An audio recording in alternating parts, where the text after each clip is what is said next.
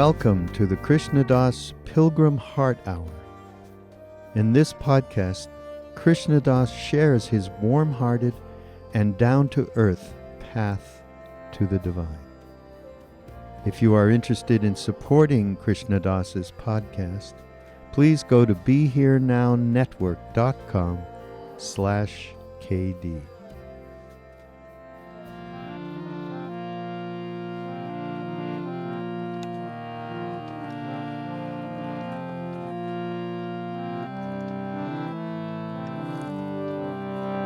See if we can do this.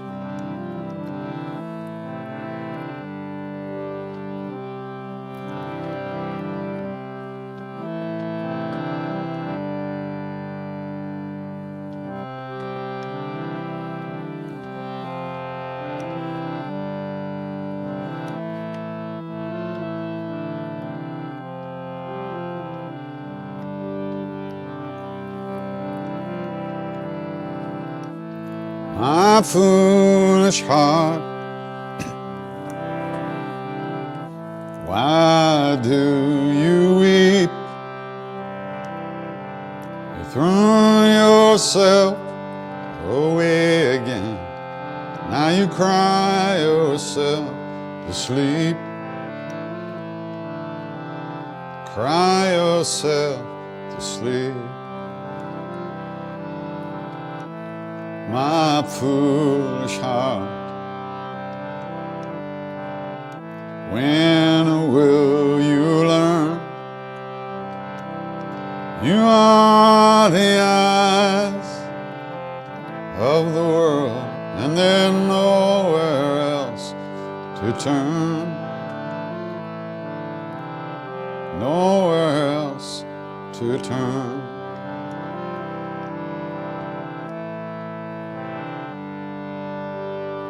Bhaja Govindam, Bhaja Govindam, Bhaja Govindam, my foolish heart. Govindam,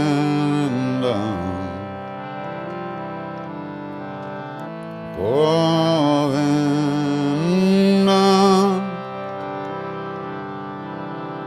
Govindam, my foolish heart, my foolish heart, my foolish heart.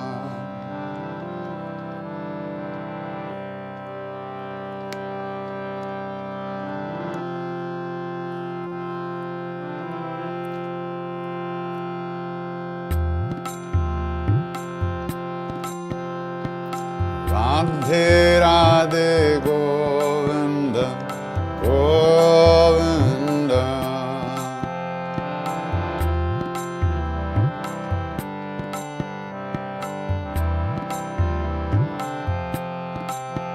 Jai Radhe Radhe Govinda, Govinda.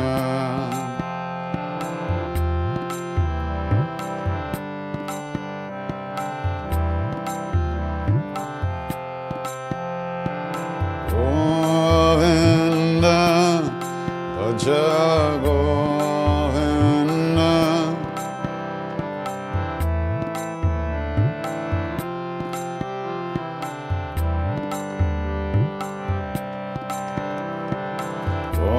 Govinda, Bhaja Govinda.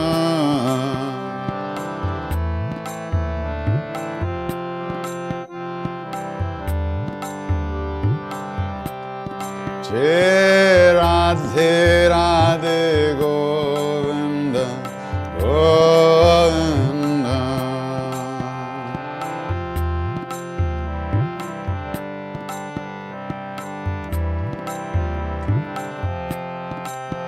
Jai Radhe Radhe Govinda, Govinda.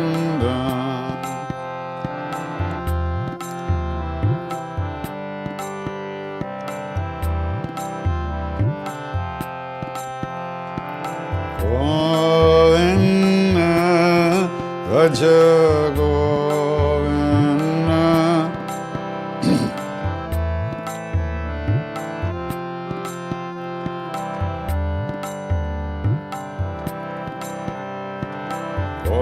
Govinda, Bhaja Govinda.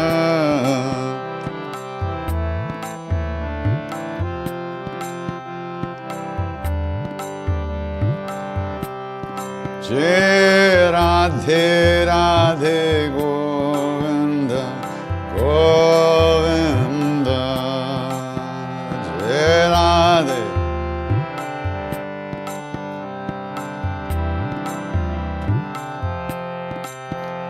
Jai Radhe Radhe Govinda, Govinda.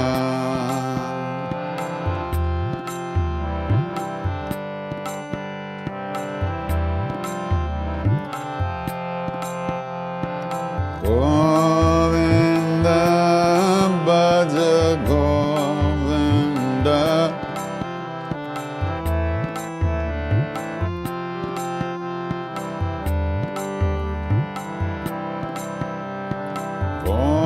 Govinda, Bhaja Govinda.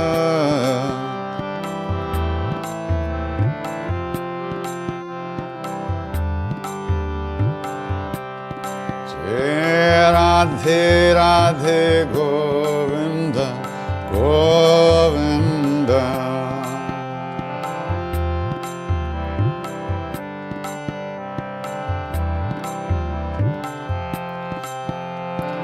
Radhe Radhe Govinda, Govinda.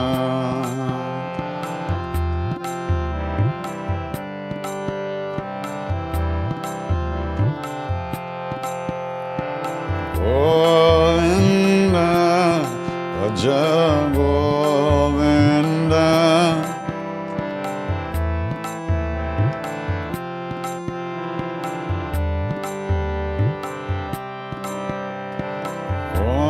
Govinda, Bhaja Govinda.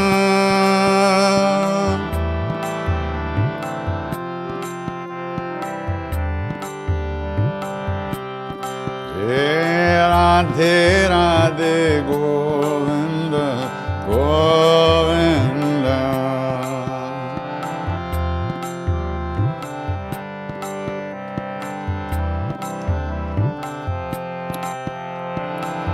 Radhe Radhe Govinda, Govinda.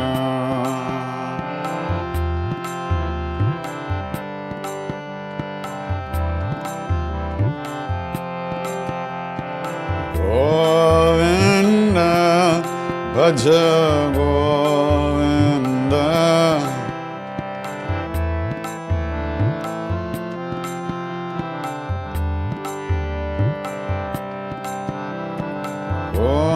Govinda, Bhaja Govinda.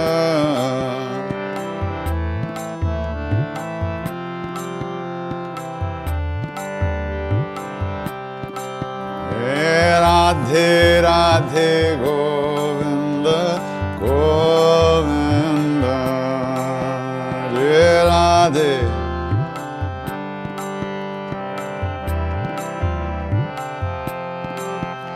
Jai Radhe Radhe Govinda, Govinda.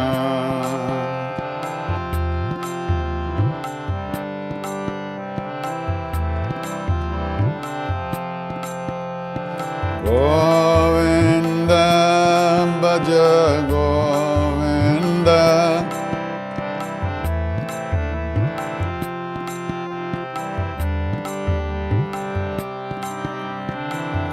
Govinda, Bhaja Govinda.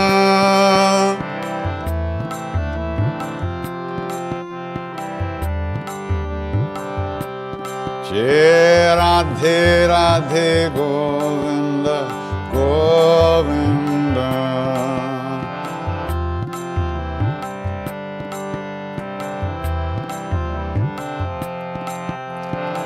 Radhe Radhe Govinda Govinda.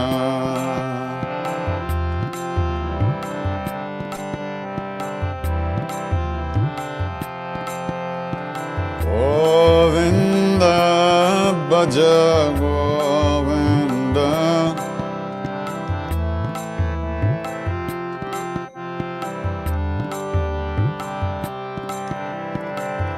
Govinda Bhaja Govinda.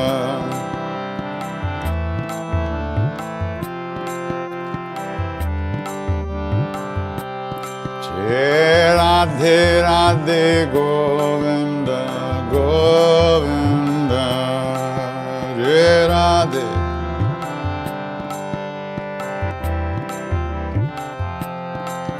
Jai Radhe Radhe Govinda Govinda.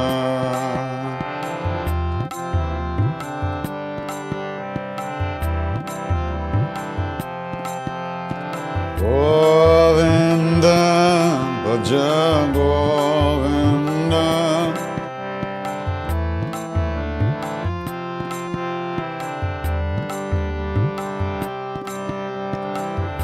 Govinda Bhaja Govinda.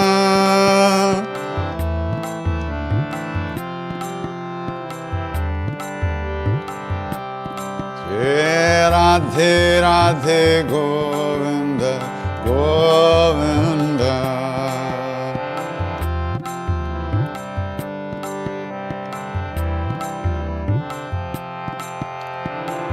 Radhe Radhe Govinda Govinda.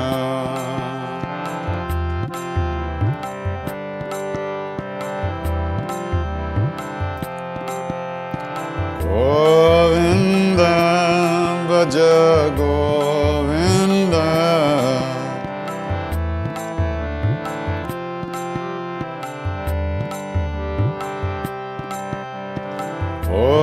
Govinda Bhaja Govinda.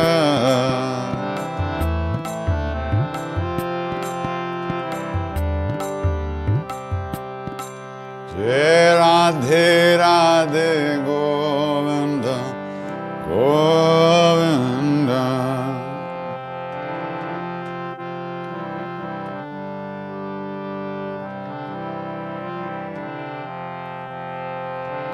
Radhe Radhe Govinda Govinda.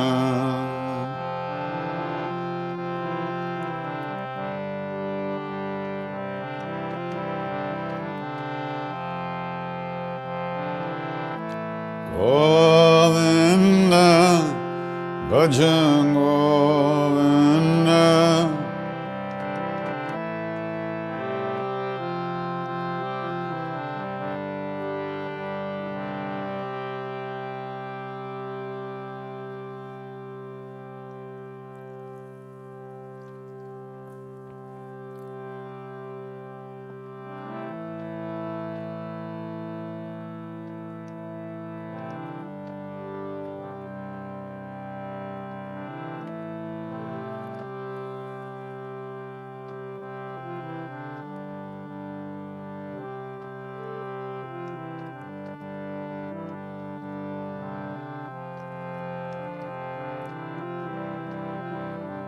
I remember it. This is the song I can never remember. iPhone Govinda. Let's try it. Shri Krishna Govinda Hare Murare Enat Narayana Vasudeva.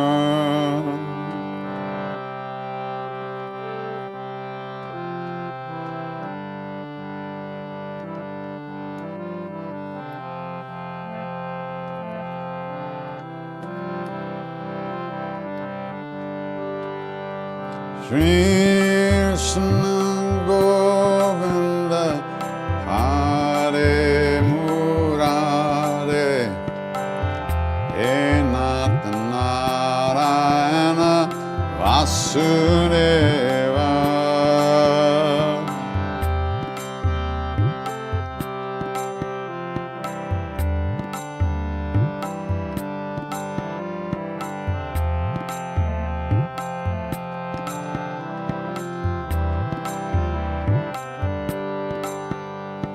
Shri Krishna Govinda Hare Murare Enoch Narayana Vasudeva.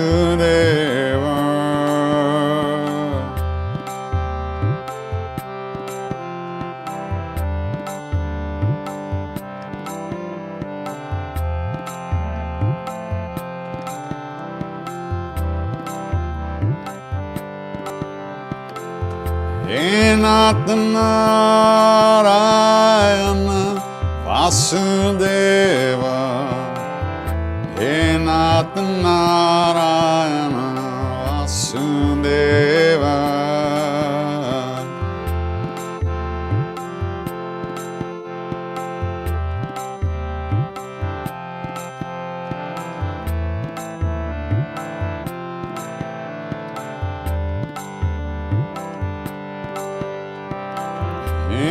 Krishna Govinda Hare Murare Enoch Narayana Vasudeva.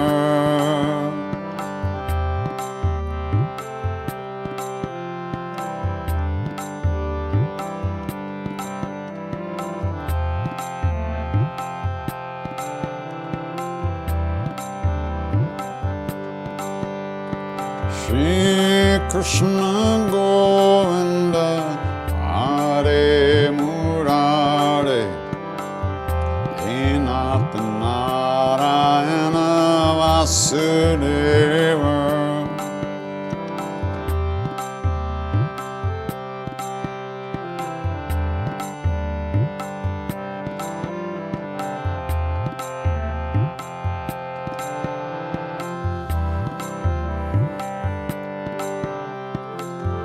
Enoch Narayana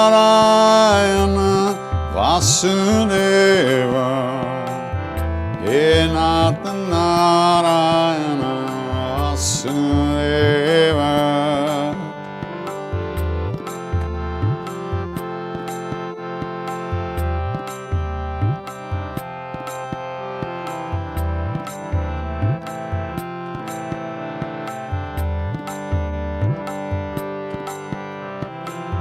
Shri Krishna Govinda Hare Murare Enoch Narayana Vasudeva.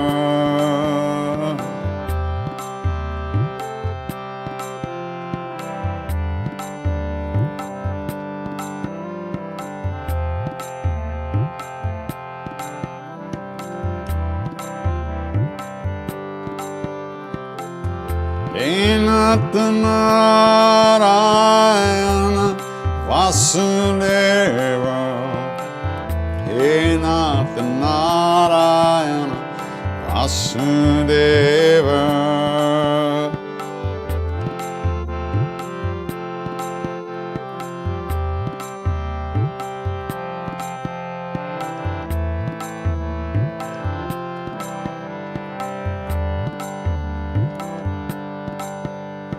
Shri Krishna Govinda Hare Murare Enoch Narayana Vasudeva.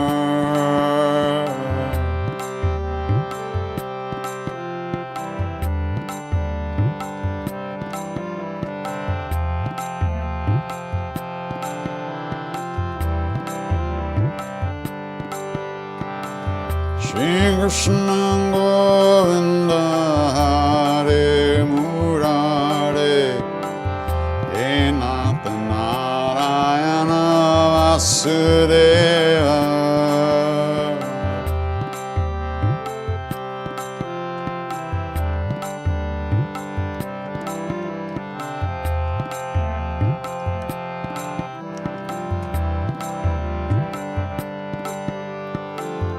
Narayana Vasudeva Narayana Vasudeva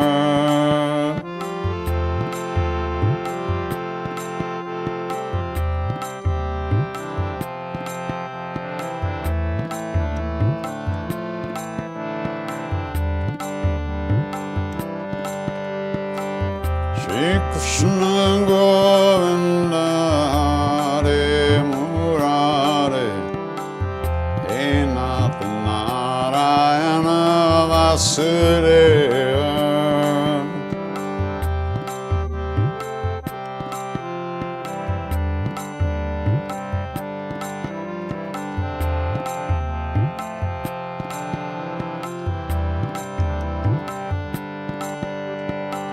Shri Krishna Govinda Hare Murare He Nath Narayana Vasudeva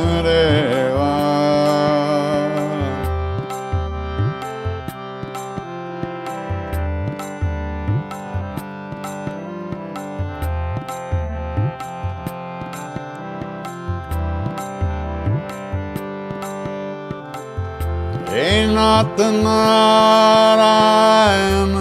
Vasudeva He Nath Narayana Vasudeva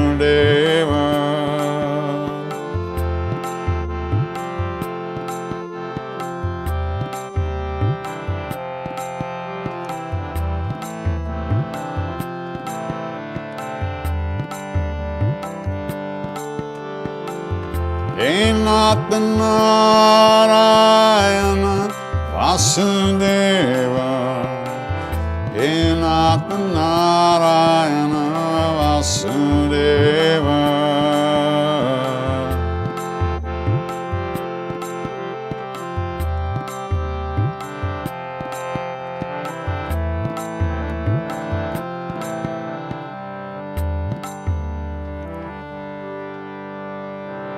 Shri Krishna Govinda Hare Murare He Nath Narayana Vasudeva Shri Krishna Govinda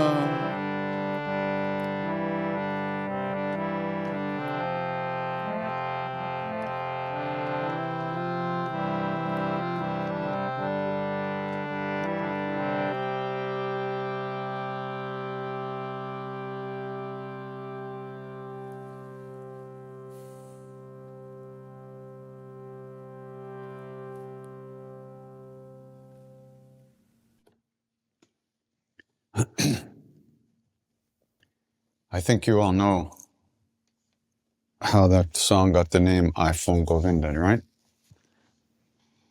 I'll tell you again. So we were in New York and we were singing at the church. And I had come up with this melody, or this melody had come to me. And I recorded it and I sent it out to Mark Gorman in California because he was coming to play bass with us in New York. And so there we were on, I guess it was a Saturday night. Maybe it was Friday, Saturday night. And so I said to the audience, I said, okay, now we're going to sing this new chant. And I started it and it was the wrong chant. Okay, wait a minute, okay. Here it comes, here. So then I started again, and it was the wrong chant again. So over there on the other end of the stage, Mark says, KD. I said, yeah, what? He said, I got it on my phone. You sent it to me. Oh, okay. So he sent the phone over, and I played it over the loudspeakers into the room. And then, now I got it. And that's how. So that's why we called it iPhone Govinda. Mystical, totally mystical. All right, where are we here? Let's find some questions, if we can. Somewhere.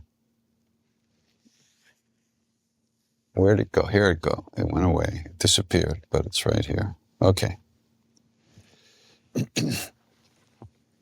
Questions from November 25th. That's nice. No connection. Why don't I have a connection? Oh, hold on. Boy, you can see I'm totally out of it today, right? Now we've got a connection. And they should be coming in a second. Maybe. Yeah, here we go.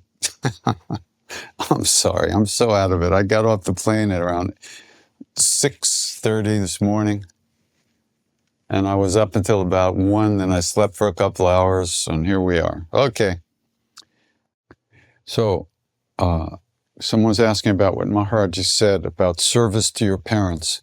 Maharaj-ji said, actually, that while your parents are alive, service to them is the highest worship. He said that. So the question here is, what if one of our parents was abusive, and because of that we are no longer in contact? Is loving and praying for them from afar enough?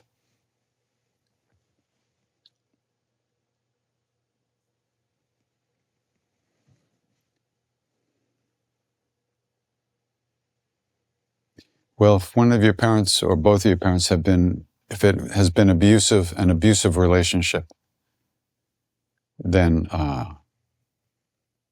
this is a big thing to deal with for sure. And is praying for them from afar enough? Yes, but also working with the trauma and all the emotional issues that have been caused by that trauma is very important as well. Because, in one sense, we're made up of our parents. Physically, for sure,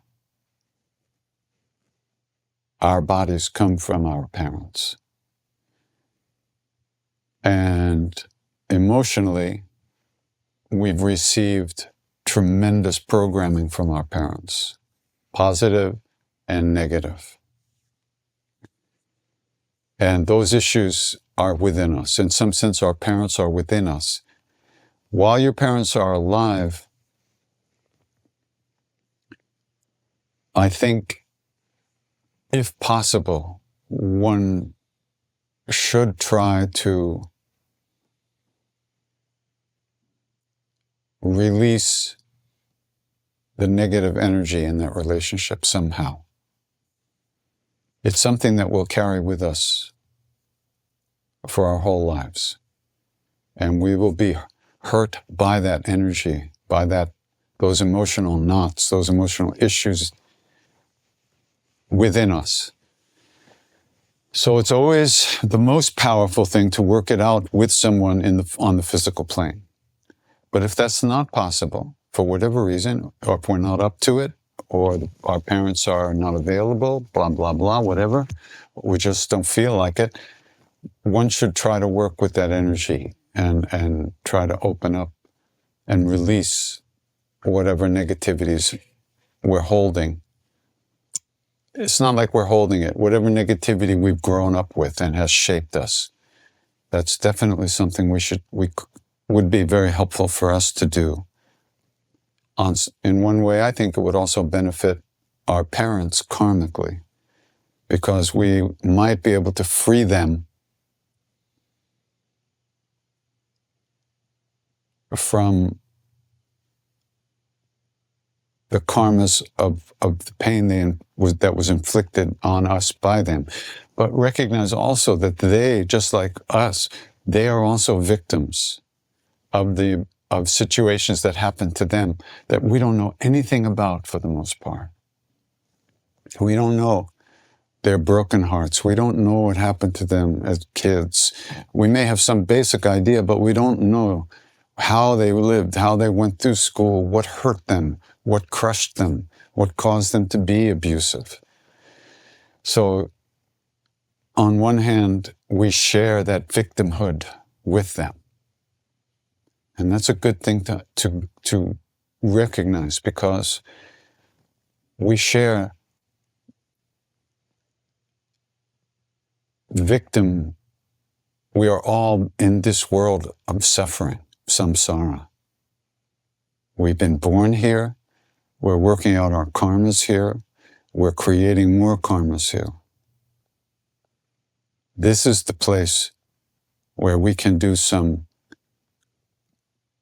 healing work on our own hearts and by extension on the hearts of everyone that we're connected to. It's a big thing. So whatever helps you to untie these knots, whether therapy, counseling, meditation, chanting, whatever you can find to help them. You know, for instance, I had a difficult relationship with my mother. And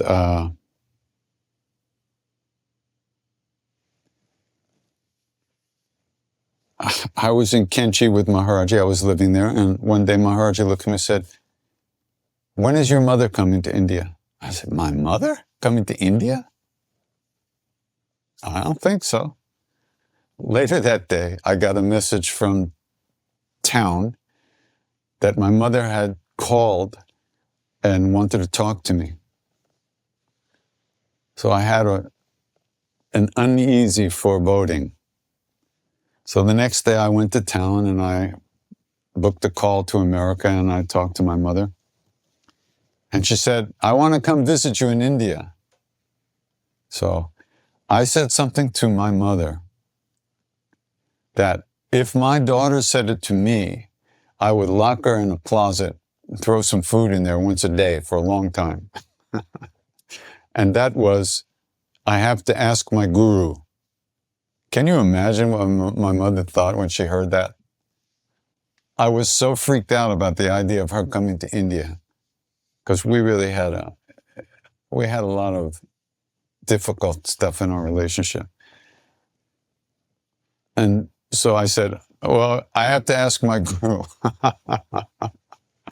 So anyway, I went back to Kenchi and I said, "Maharaj-ji, my mother wants to come to India." "Good, tell her to come." "Oh, shit. Okay." So I went back the next day to town and I booked a call again and I said, you know, so she came. So it was very intense with us together in India. You know, she was very vulnerable and very open, a little bit scared by the way things were. I had to lead her around by the hand, take care of her. And so when she was leaving Kenchi, two things were really important that happened. Well, a lot of things. She met Maharaj-ji. She came up to the mountains. I brought her up to the mountains, and then she came to the temple. And so we were there for about a week, maybe a week and a half in the mountains. And on the day she was leaving, she walked. Maharaj-ji was very kind to her, very loving, very sweet. Very sweet. And on the day we were leaving, we walked across the bridge and up onto the road. And as she was about to get into the car, she looked back into the temple. And Maharaj-ji was just sitting on his tucket. And she turned and she looked and she burst out crying. She completely felt, I had to catch her and help her into the car. She totally lost it. It was astounding. And this is something that happened to many people who came to meet Maharaj-ji. Something would happen and their hearts would explode. They didn't, and it wasn't emotional. It was impossible to know. It was just like a deep connection was being made at that moment. And everything fell apart. The whole structure of your ego at that moment crumbled. And you were connected at that moment to something very deep and very real. So I helped her into the car. And Maharaj-ji had instructed me that, hold on. He had instructed me that when I took her to the plane, to the airport, when she was going back west, that I was to actually get down on my knees and do puja to her. Puja with a ghee lamp, a light, offer light, a deepa, and say some mantras. And here's the picture of the two of us. Let me see. Here we go. Here we go. That's taken in the airport in the summer of 1972. I don't know. Can you see the look on her face? It's astounding. She looks like Durga to me. There's just nothing but love there. What's that? Oh, yeah. Sorry for the Instagram. I don't know if you can see it. I can't tell what you're seeing, but there it is. So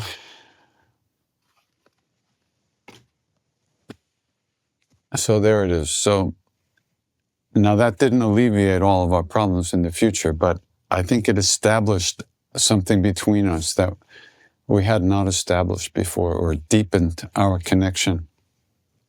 So the long story is that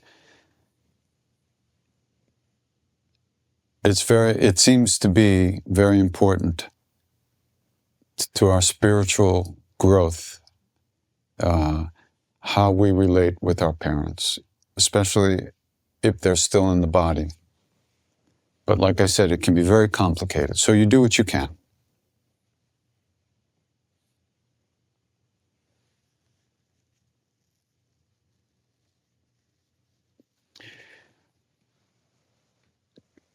Somebody said, Maharaj-ji's words are quoted as, the same blood flows through us all. The arms, the legs, the heart, all are the same.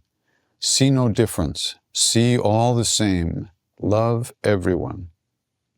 So in my opinion, she's asking, how am I the same as someone who is mean and rude and doesn't believe in God? And how do you love that person? Such a difficult task. Any advice? Well, it's really not that difficult, because everything you're describing is what we call that person's role. Like Ramdas used to say, you don't have to love the role, but you love the soul. So you, from your question, are revealing that you are still identified with your role. And while we're identified with our role, it's very difficult to love the role of somebody else, with all the bullshit and the hara and all the stuff, the rudeness, the nastiness, the aggression, the violence, the hate, the anger that people have. It's very hard to love that, especially if we are still attached to our ego, our role. But when we can go deeper, if we can go deeper and touch that place within us that is love, which is the soul, place is the same in every being. No matter how rude, how nasty, how horrible a person is, the soul of that person is completely pure and complete and total love, and is no different than our soul. That's the bottom line. But that's almost impossible for us to believe. And it's certainly not something that you have to manipulate yourself into feeling. When we begin to overcome our selfish, egoistic, personality-driven hungers, addictions, desires, identifications, when we begin to overcome those things and they no longer push us around as much as they used to, that means we've been moving more deeply into our true nature. And as we move more deeply into our true nature, we see the true nature of others. That's why Maharaj-ji said to Ramdas, Ramdas, love everyone and tell the truth. And Ramdas said, the truth is, I don't love everyone. Maharaj-ji looked at him and said, Ramdas, love everyone and tell the truth. The truth is the soul, the essence of a being. It is not the personality. It is not the actions of that person. Those are karmic situations, consequences, which we are almost totally identified with. But as we free ourselves up from that identification through practice and through kindness and compassion, and developing that, we begin to move more deeply into that love that is everywhere and in everyone. So, like, you don't necessarily love the role, but the soul is love. So as we identify more with our souls, our essence, then we will see that and feel that in other beings. And that's how you love everyone.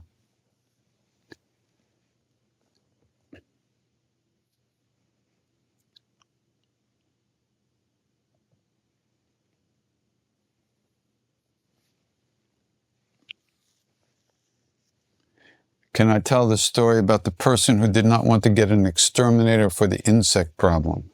Yeah. Well, that was an extraordinary saint named Dada Vaswani, who left the body a couple of years ago at the age of 100. He was really extraordinary. He was so beautiful. I only met him the last few years of his life, but it was so powerful. So after I first knew of him, I went to one of his programs in New Jersey. He has a tremendous following in New Jersey of Indian people, mostly Indian people. And so I was there, and there was this woman there who stood up and asked a question. She said that in her community, she lived down in the South, in Georgia, I think in Atlanta area. And down south, there's a lot of insects, and they don't have winter, so it's a very different situation. So people use exterminators to keep their homes clean and clear of rodents and insects and all kinds of stuff. So this woman said, Dada, we don't want to use an exterminator, but if we don't, then all the animals and bugs in our community, in the area, come to our house. And more than that, after that, they reinfect the other houses that have been exterminated. And our neighbors get very upset. What should we do? So I was listening to this. I was wondering what he was going to say. And then he was quiet for a minute. Then he said, okay, I'll take the karma of that. Oh, that blew my mind, because you don't say that if you can't do it.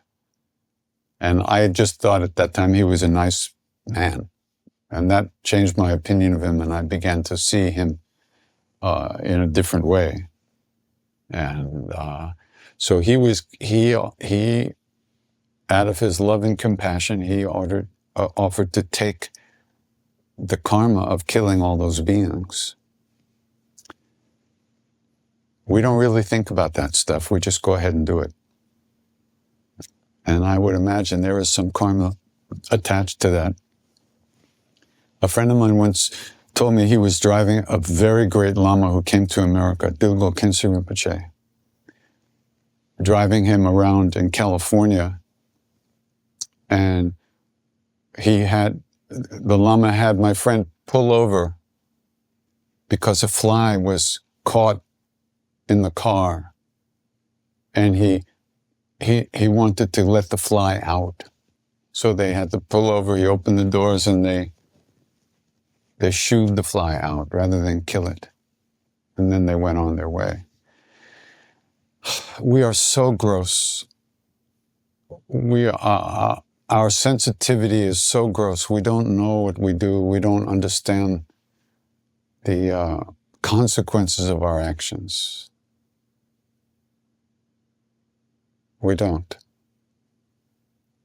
And I also don't, by the way. I'm not accusing anybody.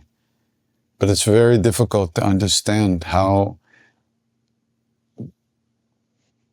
compassion extends not just to human beings, not just to animals, but to insects and all of the beings.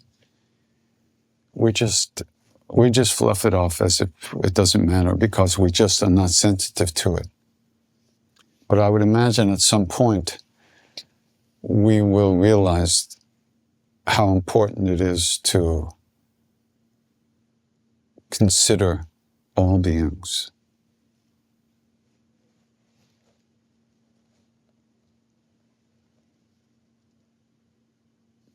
Please say something about how we can consider our bhakti and nishta towards our guru after his Mahasamadhi.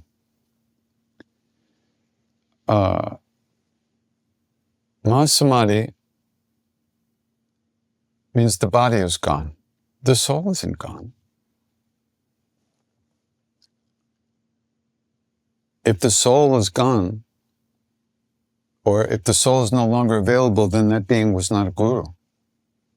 Because once a guru has accepted you as a disciple or devotee, that guru never leaves you. We, with our stupid minds, we leave the guru every day. The guru is always here. The guru has become one with our soul and with the soul of the whole universe, or they're not a guru. So don't let your emotional attachment and your whole storyline, which is what I did for a long time, 25 years. I let my emotional attachment and my emotional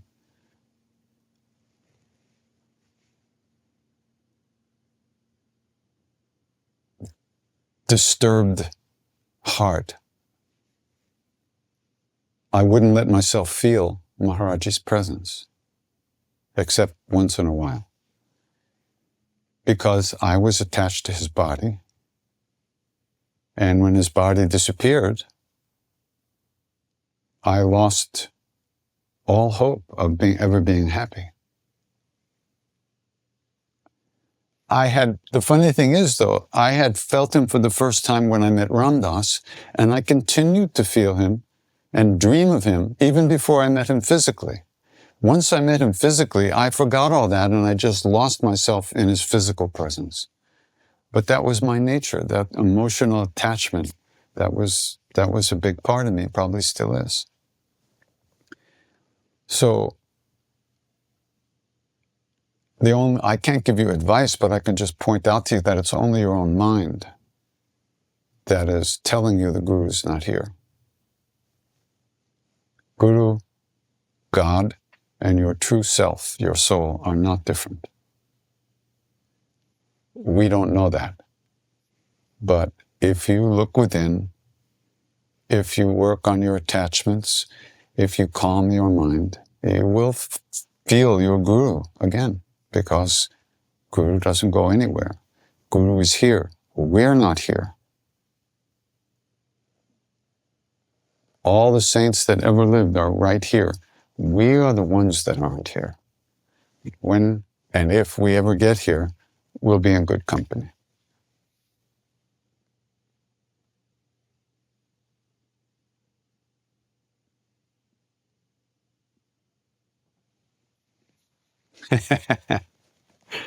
Somebody writes, I know of no good reason to leave Long Island. Why did you leave?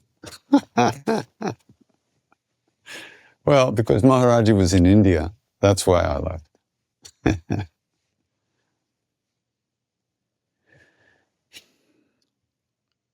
there's so much suffering in this world? Is it because these sufferings are we supposed to learn something from these suffering, from all this suffering?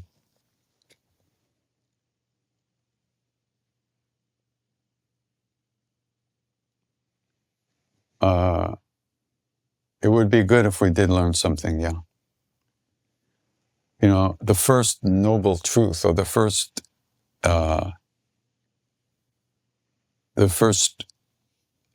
teaching that the Buddha gave was that suffering is inherent to this world. Everything in this world suffers. There's no escape from suffering in this world. We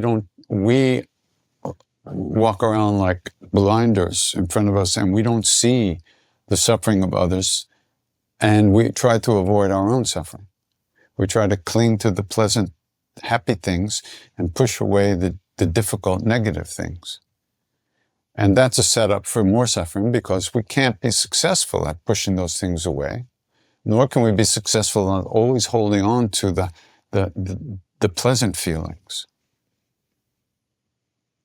So yes, that's what we would hopefully try to learn, how to have equanimity, regardless of what we're feeling, what's coming to us from the outside world, or the inside world of emotions. Here's one. I'm not sure what this means. I feel angry when KD starts calling beings egoistic. This relates to all criticism. Are we all pure or innocent or not? Yes. We are or not. Egoistic just means identified with a separate self. That you think you're you, I think I'm me. This is what the saints call delusion. Because what's looking out of your eyes right now, if you're looking at the screen and you're hearing my voice, the part of you that's hearing that and seeing that information is coming in through your senses, your ears and your eyes, right? But the senses are not aware themselves. They're just doorways, so to speak. They're receiving information. What's knowing what they are receiving is called the soul. Awareness. That awareness is exactly the same in every being. That's what they say. So,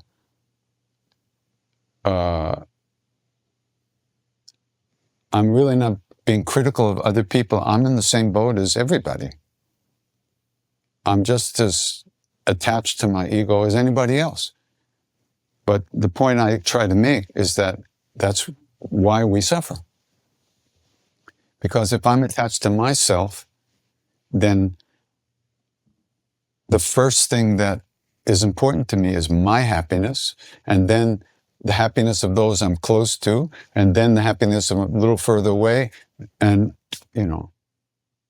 but once I know that if I could ever identify with my true self, and with that identification comes the wisdom that true self is the same in every being, then who do you turn away? Whose suffering do you not pay attention to? That's the point. Pointing these things out I don't think is criticism. It's just helping us see what we do that keeps recreating unhappiness for ourselves and others. But thanks for that little jab in the ribs. I like that. The last question is, have I ever taken a vow of silence? While I'm sleeping. If so, for how long? Somebody's having a joke here. Can you tell my girlfriend to take a vow of silence? No, I think you better take a vow of silence first. So, Taking a vow of silence is interesting. I mean, you really see yourself, see different things about yourself when you're no longer yapping uncontrollably all day long. And it's a traditional method, or it's a traditional austerity silence. I know Babas who haven't spoken in 30, 40 years or more, and they might communicate by writing. This one Baba used to write on his knee, and we would try to read what he was writing. Others use a chalkboard or something like that. I don't really understand all the issues of why, but they need to communicate certain things with people, but they don't use their voice. So I think that that's a difficult practice. I've never really taken a vow of silence for any length of time. Okay, so that's it for the questions. My throat's really not so good today. Like I said, it really dried out on that. I was on a plane for like 10 hours coming back from Maui. And it's pretty dry, but we'll sing some more.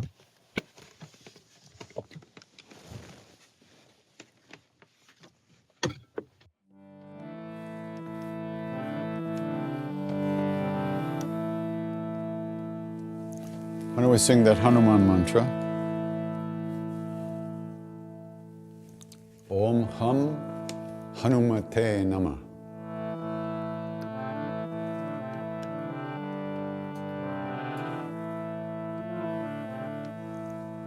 We sing this together.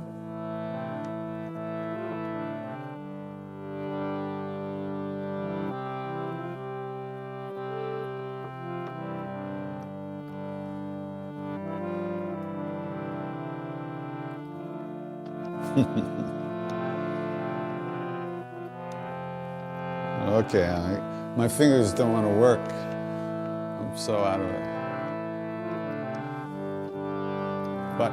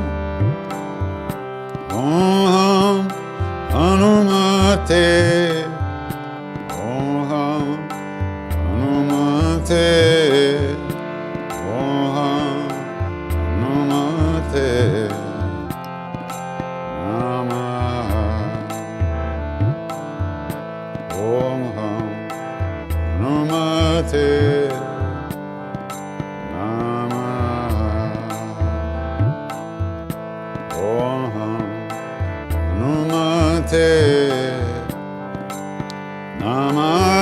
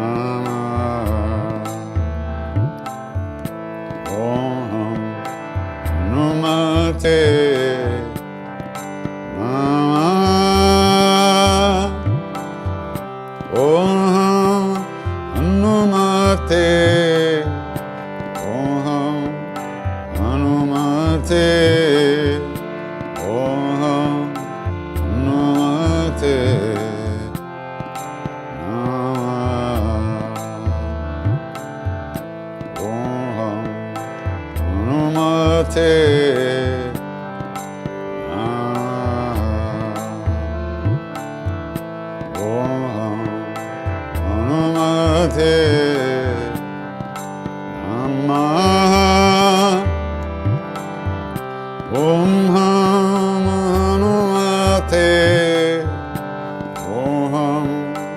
Hanumate Om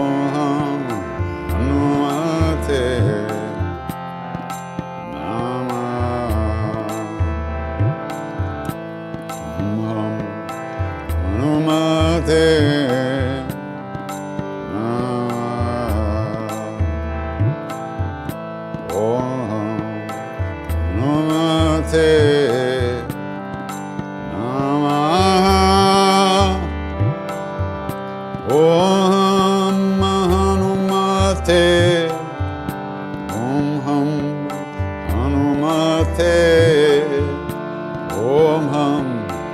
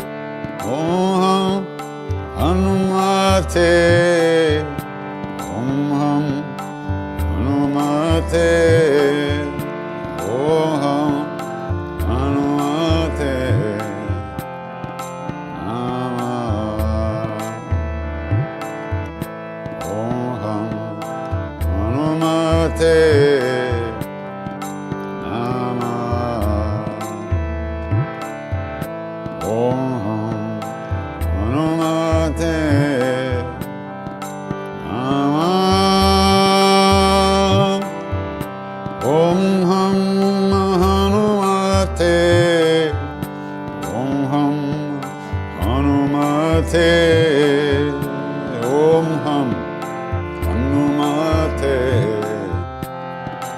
Namah. Om Ham Hanumate Namah. Om Ham Hanumate Namah. Om Hanumate, Om Hanumate, Om Hanumate Namah. Om Hanumate Namah. Om Hanumate Namah. Om Hanumate, Om Hanumate